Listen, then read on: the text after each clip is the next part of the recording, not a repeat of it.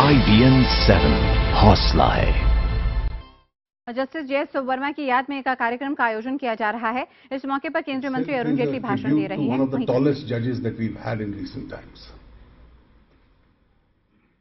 He was an unusual judge. He was outspoken. He spoke his mind out. He never minced his words. He was a man of immense scholarship. He was committed to both moral and constitutional values. And above all, at an individual level, he was a man of great affection to those who knew him and who dealt with him. I won't repeat the landmark judgments that he has laid down and the contribution that he made to the law. Justice Ravindran has dealt with them at length. He became a judge in 1972 at a relatively young age.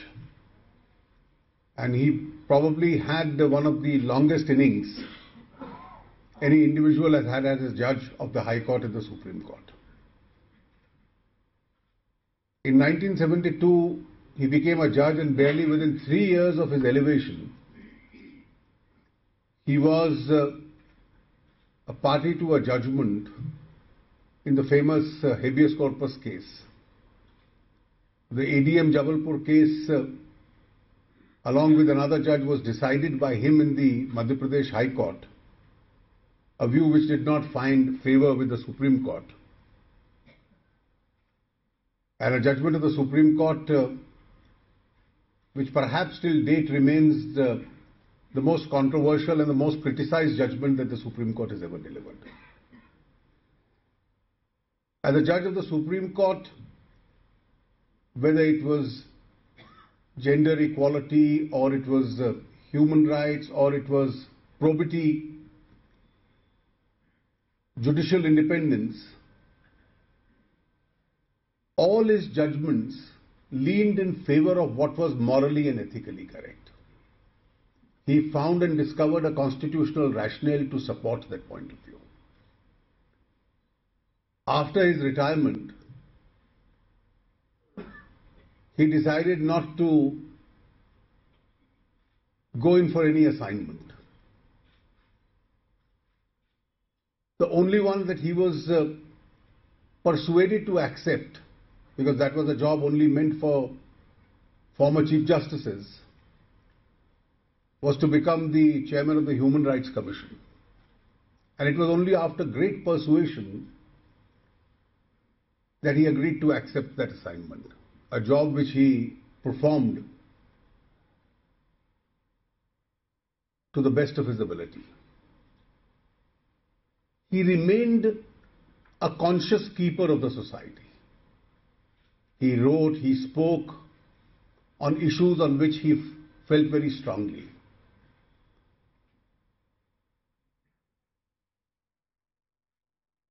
I remained in active touch with him during the period where he lived the life of an ordinary citizen. And on a number of occasions, he would pick up the telephone and speak to me, either agree or disagree with the view that I had expressed in Parliament. And when I needed some advice, it's no secret that I went up to him. I remember that on one occasion there was a suggestion being informally mooted, and we were being contacted whether we would agree to support that, about alteration in some age relating to Supreme Court judges. The first person I decided to go and confide in was Justice J.S. Verma, and he almost warned me that you are on trial and I'll be watching you, please don't allow this to happen. And he gave good, strong constitutional and moral reasons why this should not happen. My last conversation with him was in this very room, It was a private function of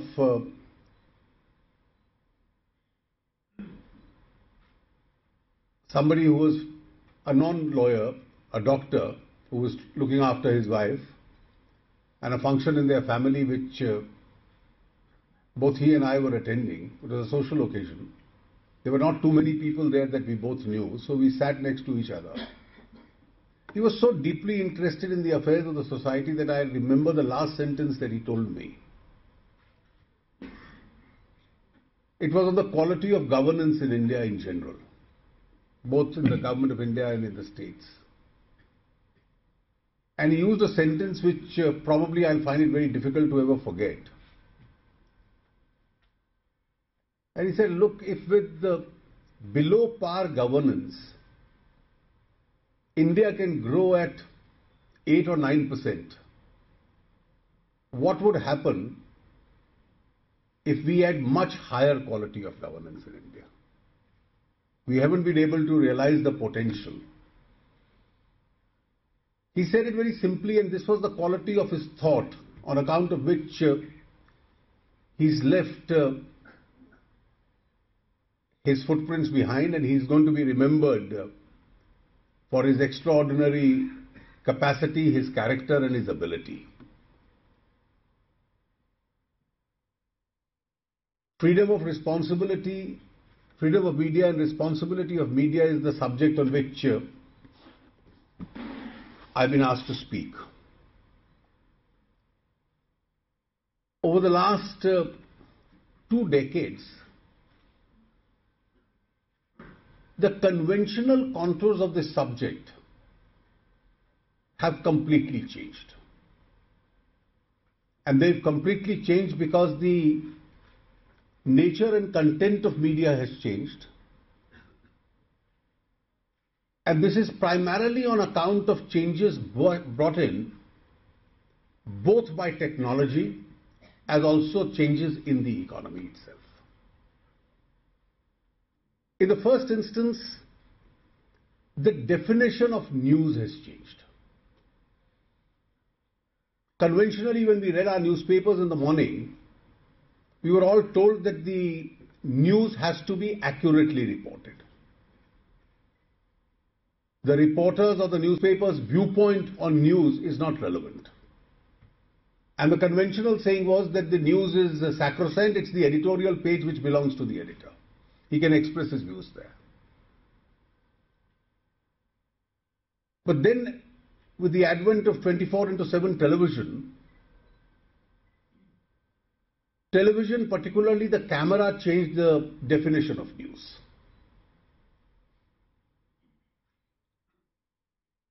At this transient stage, the definition of news was, news is what camera can capture.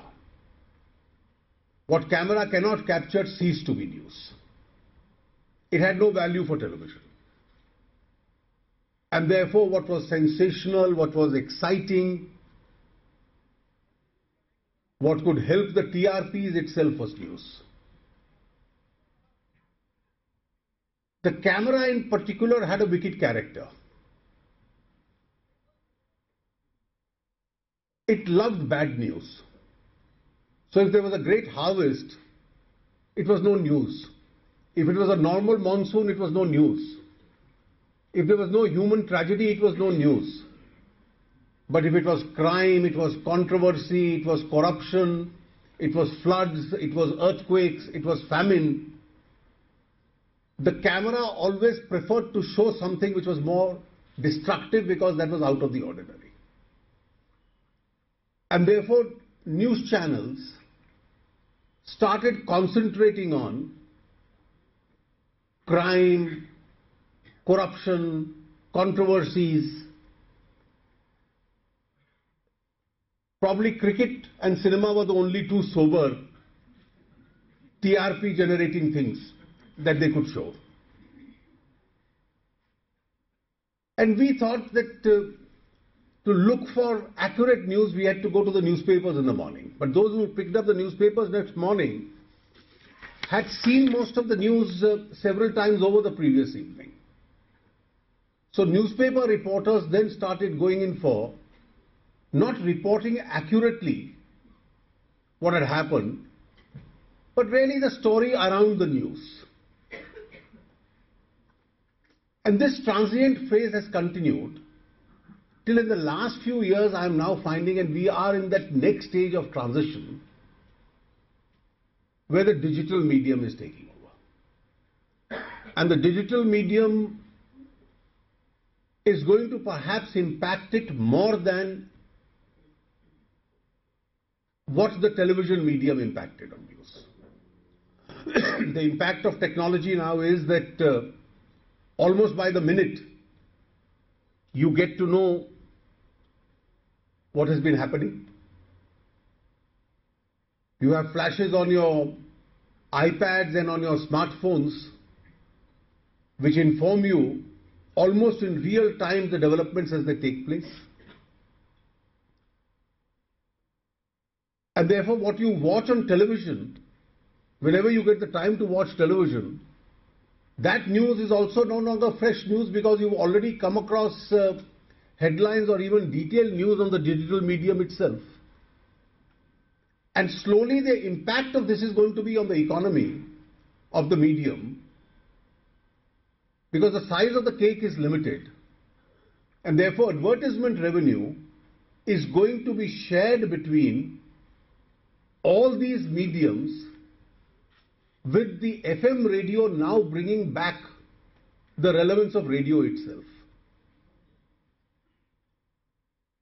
For once we had thought at some stage that radio was a dying medium, but FM, particularly the languages in the FM, and once the fourth round of auctions take place and you have hundreds and hundreds of cities where FM channels in their own regional languages are going to be there, that's going to have an equal share of the advertisement revenue.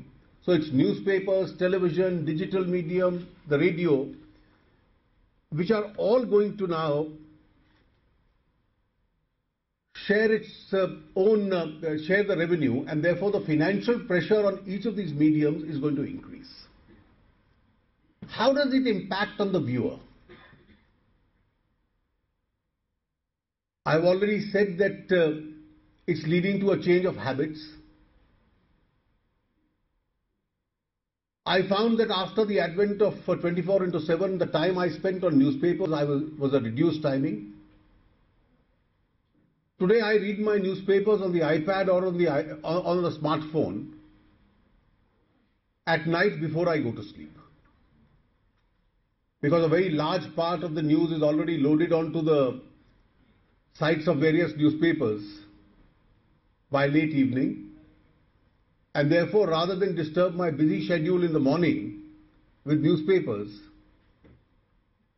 just before I go to sleep after dinner, I've started reading my evening newspapers. And those are exactly the newspapers which I have to otherwise read in the morning. There are cities in the world which have abandoned published newspapers. The largest newspaper groups have informed me that their circulations are certainly not growing. The circulations are dipping. Magazine journalism is facing the most severe challenge after all these mediums.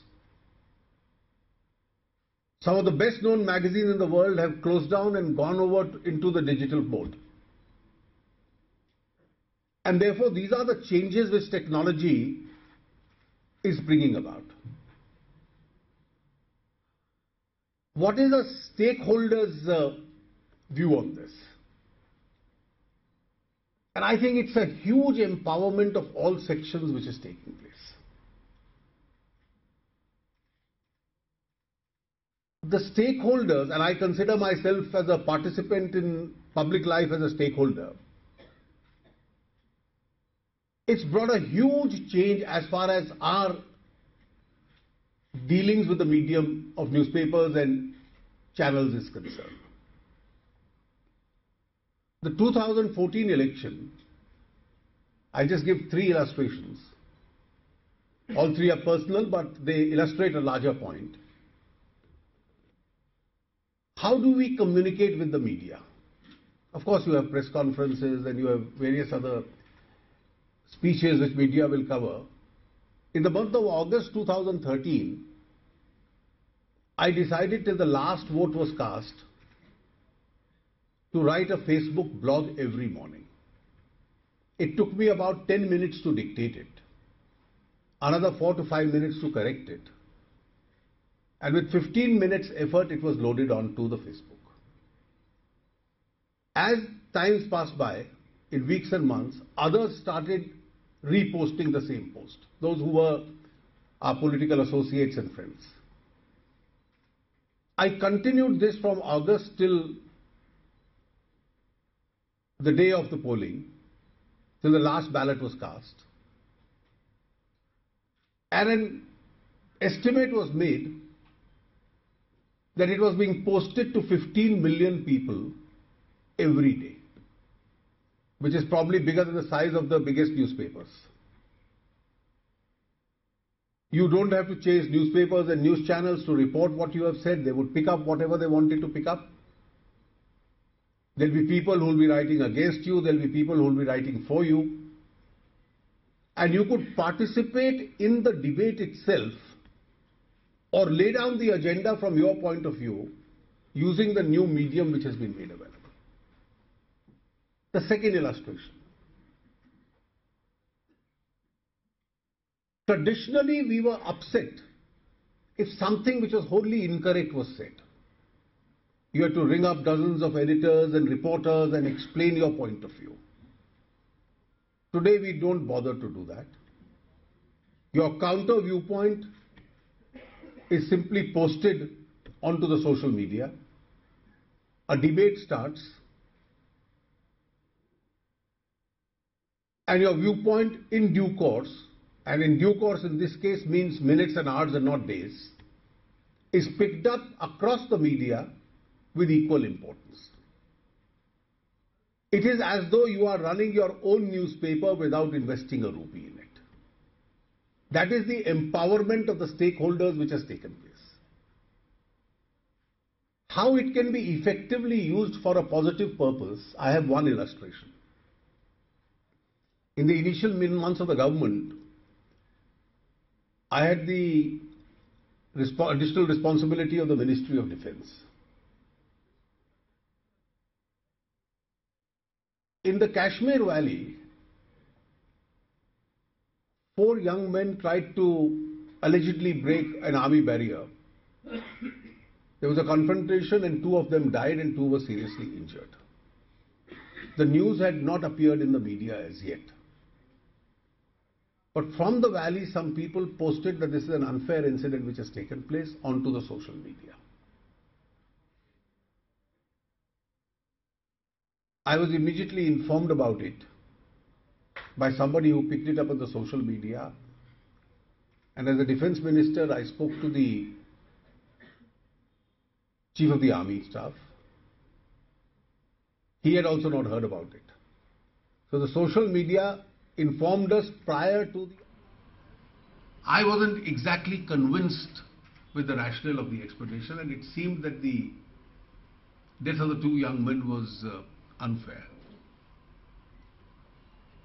By this time, the news had started breaking out. And one impact of such a news of this kind that takes place is that it acts as a trigger for the separatists to foment trouble, because it gives them an opportunity to campaign against the Indian state. Look, some young people have been unfairly killed. Within minutes of the incident, I put a small post and a tweet regretting the incident as the defense minister. This was probably the first time that the government of India, within minutes of the incident, regretted something that had happened. The next morning, the army commander went to the residence of the victims